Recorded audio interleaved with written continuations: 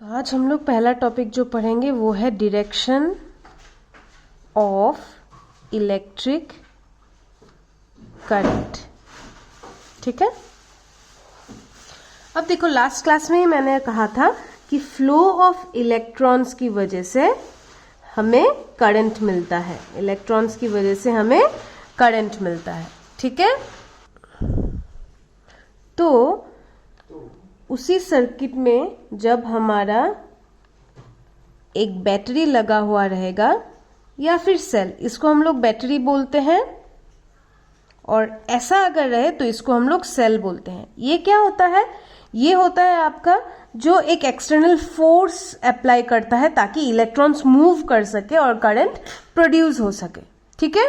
ये जो फोर्स है ये बहुत जरूरी होता है आपके इलेक्ट्रॉन्स के मूवमेंट के लिए। कोई भी इलेक्ट्रिक करंट फ्लो होने के लिए दो चीज की जरूरत है। एक तो है आपका अनब्रोकन पाथ।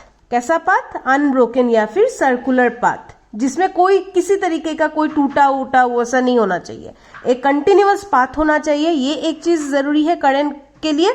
और दूसरा है आपको एक फोर्स की जरूरत है, एक्सटर्नल फोर्स की जरूरत है, और वो फोर्स इधर एक सेल देता है या फिर एक बैटरी देता है। ठीक है। तो ये रहा करंट के लिए कौन से दो चीजें जरूरी है। ये आपके बुक में भी आपको मिल जाएगा। दो चीजें, एक है circular path, continuous circular path, और दूसरा है एक एक्सटर्नल फोर्स। ठीक है। अब आते हैं डायरेक्शन की तरफ। जब इस तरीके का कोई सर्किट रहेगा और उस सर्किट में आपको एक बल्ब मिल जाएगा, एक स्विच भी आप लगा सकते हो। ये एक सिंपल सा इलेक्ट्रिक सर्किट है। ठीक है। जिसमें बैटरी से एक फोर्स मिल रहा है, आपको बल्ब लगा हुआ है, स्विच लगा हुआ है। ऐसे सर्किट में जब कभी भी आप इस स्विच को क्लोज करोगे, इसका मतलब एक कंटिन्यूअस पाथ दोगे इस सर्किट को, तब आपका क्या होगा? ये बल्ब ग्लो करेगा। और ये बल्ब क्यों ग्लो करेगा? क्योंकि आपका इलेक्ट्रॉन्स का फ्लो हो रहा है from negative terminal to positive terminal. ये रहा। जब भी आपको इस तरीके का सेल मिलेगा, जो लंबा सा डंडा होगा वो हो जाता है पॉजिटिव टर्मिनल, जो छोटा सा डंडा है वो हो जाता है निगेटिव टर्मिनल। ठीक है। तो actually the current is flowing कैसे?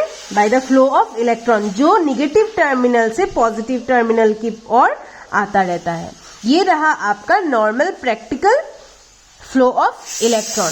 बट कन्वेंशन, तो प्रैक्टिकली आपका फ्लो ऑफ इलेक्ट्रॉन्स की वजह से आपका ये करंट का फ्लो हो रहा है। पर कन्वेंशनली, ये वर्ड याद रखना, कन्वेंशनली मतलब प्राचीन काल से, बहुत पुराने वक्त से, जब आपका इलेक्ट्रॉन, प्रोटॉन, न्यूट्रॉन ये सब डिस्कवर नहीं हुआ था, तब करंट की फ्लो को माना जाता था कि पॉजिटिव से निगेटिव टर्मिनल की ओर आता है।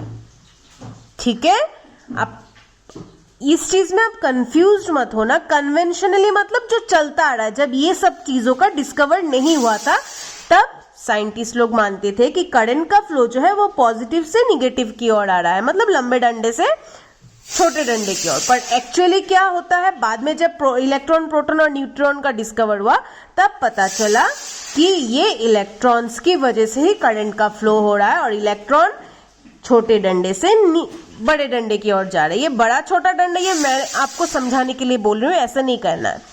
तो basically the conventional flow of current is from positive to negative, while actually the current is flowing from negative to positive. ये रहा आपका direction of electric current.